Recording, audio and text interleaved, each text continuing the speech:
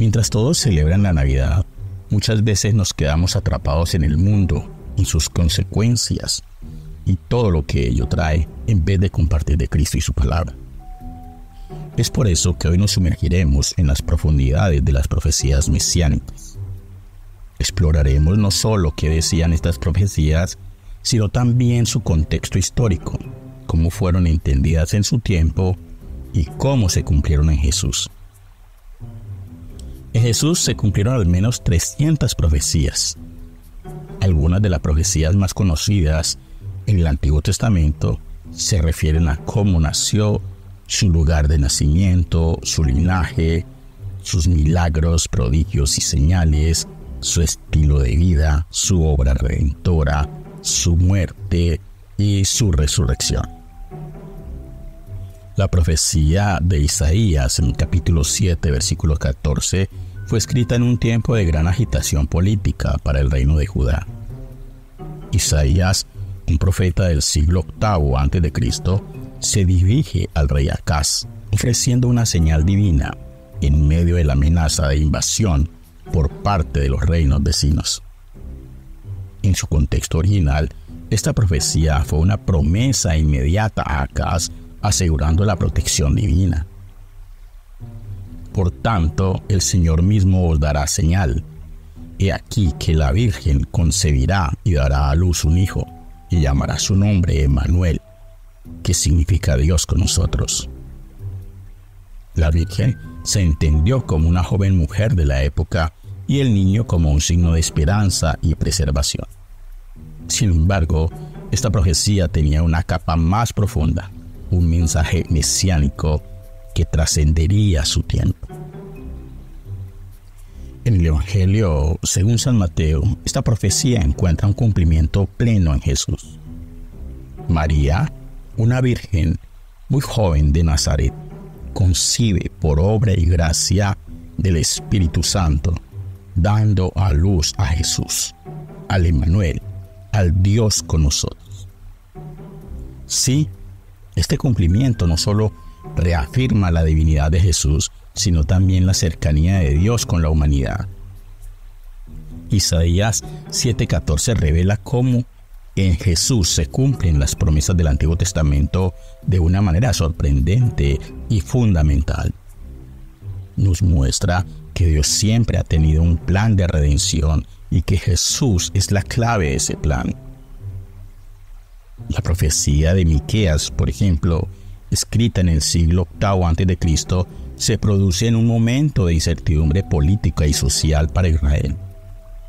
Miqueas, un contemporáneo de Isaías, profetiza durante un tiempo de corrupción y declive moral, dirigiéndose a un pueblo en necesidad de dirección y esperanza.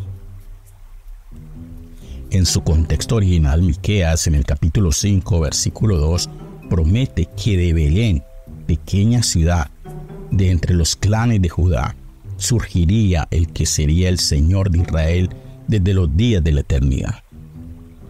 Este mensaje ofrecía una visión de liderazgo justo y divinamente ordenado para Israel, contrastando con los líderes corruptos de aquella época.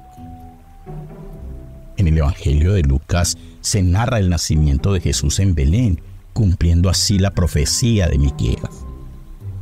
Este detalle no es menor. Jesús, el Mesías, nace en una ciudad humilde, subrayando así su misión de traer justicia y paz de una manera inesperada y revolucionaria.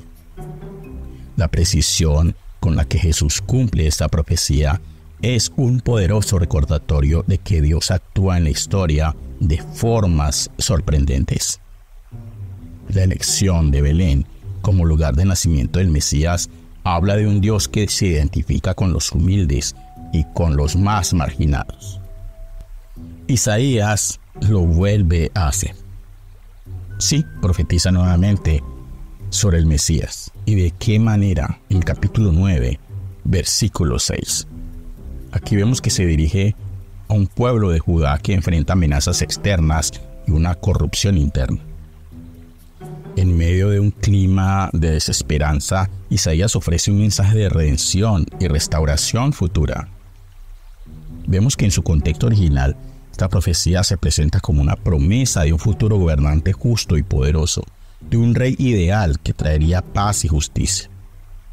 De hecho, los títulos dados al niño que nacería en este pasaje son muy dicientes: Consejero maravilloso, Dios fuerte, Padre eterno, Príncipe de paz.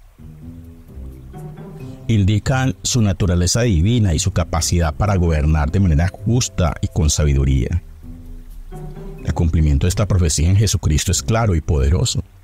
En Jesús vemos a este consejero maravilloso que enseñó con autoridad y sabiduría, al Dios fuerte que demostró su poder divino, al Padre eterno que ofrece amor incondicional, y al Príncipe de paz que trae esa paz que sobrepasa todo entendimiento, la paz verdadera entre Dios y la humanidad. Esta profecía de Isaías cumplida en Jesús nos habla de un Mesías que trasciende las expectativas humanas. Sí, Jesús no vino como un gobernante terrenal común y corriente, sino como el Salvador que establece un reino eterno basado en la justicia y la paz.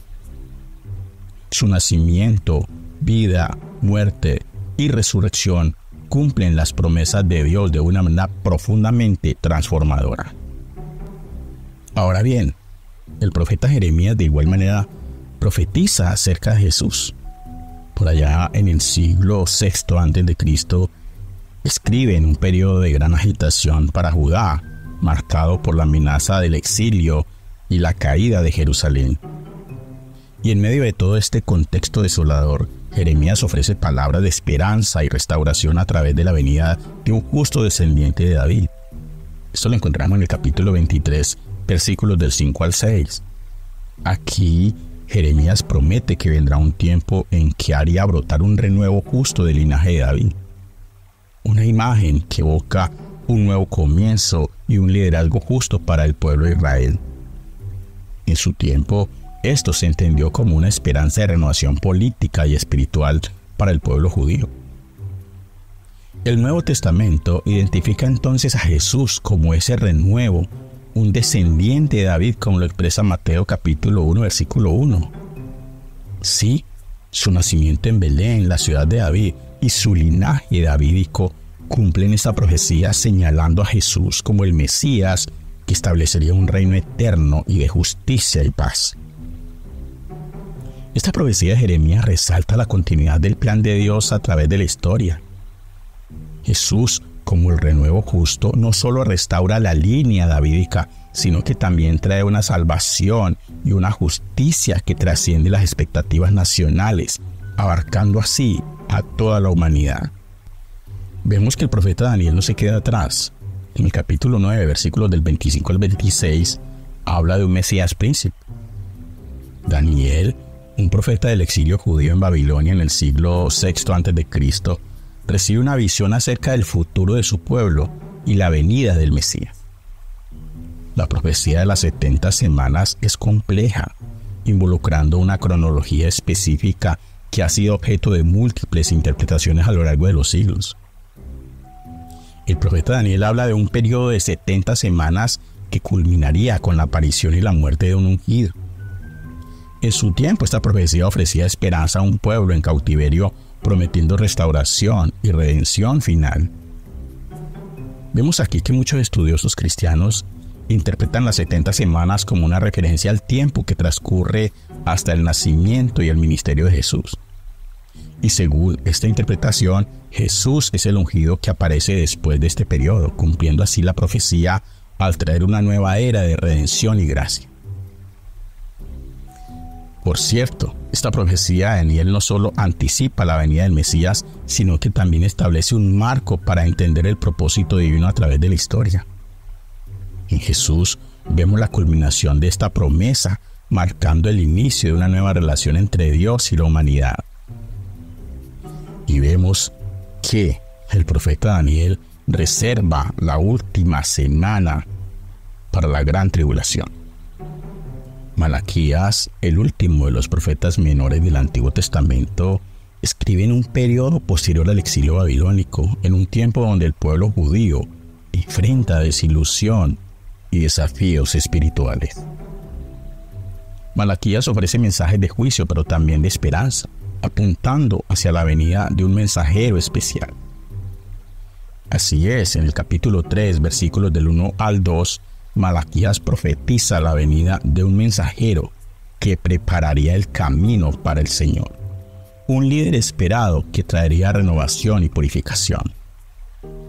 Aquí está hablando justamente de Juan el Bautista. En su contexto original, esta profecía alimentaba la expectativa de un Mesías que restauraría la gloria y la justicia en Israel, ya que sería como fuego purificador y jabón de lavadores. En el Nuevo Testamento esta profecía se interpreta como referente a Juan el Bautista, el precursor de Jesús, y también a Jesús mismo. Juan prepara el camino para Jesús, el Mesías, cuya llegada trae una nueva era de redención y reconciliación entre Dios y la humanidad. El versículo 1 de ese capítulo 3 de Malaquías nos habla de un cambio radical que Jesús traería. Su nacimiento marca el comienzo de esta transformación anunciada por Juan y realizada por Jesús. La Navidad entonces es un momento para recordar y celebrar el inicio de esta profunda obra redentora, para recordar cada una de estas profecías y para tener en cuenta que Jesús verdaderamente es el núcleo principal de esta festividad. Es así que al contemplar las profecías mesiánicas del Antiguo Testamento y su cumplimiento en Jesús, somos llamados a reafirmar nuestra fe y a compartir esta maravillosa verdad. Estas fechas de festividad, de Navidad, aprovechémoslas al máximo. No las veamos como una época de celebración cultural, sino una oportunidad para profundizar en la comprensión de quién es Jesús y lo que ha hecho por nosotros. Es fundamental que como cristianos evitemos caer en la trampa de juzgar, criticar o aislarnos debido a las prácticas comerciales o seculares de la temporada. En su lugar, debemos enfocarnos en ser testimonios vivos del amor y de la gracia de Jesús. Una táctica efectiva también, haciendo reuniones en nuestros hogares, donde además de disfrutar de la convivencia, podemos compartir cómo la fe en Jesús ha transformado nuestras vidas. Podemos de igual manera compartir anécdotas personales que demuestren la alegría y la paz que encontramos en Cristo Jesús. Asimismo, aprovechemos esta oportunidad para hablar sobre el verdadero significado de la Navidad. Invitemos a esas actividades que tenemos como iglesia. Tenemos una actividad extraordinaria donde debemos invitar a las personas para que asistan. Navidad en familia. Y esto lo celebran en varios países del mundo. Una táctica efectiva puede ser la creación de un calendario de bondad, donde cada día se prolonga una acción específica de amor al prójimo, como escribir una nota de ánimo a alguien que está pasando por un momento difícil, realizar un acto de bondad inesperado, compartir alimentos y obsequios. Y seguro que vamos a disfrutar mucho más esta época.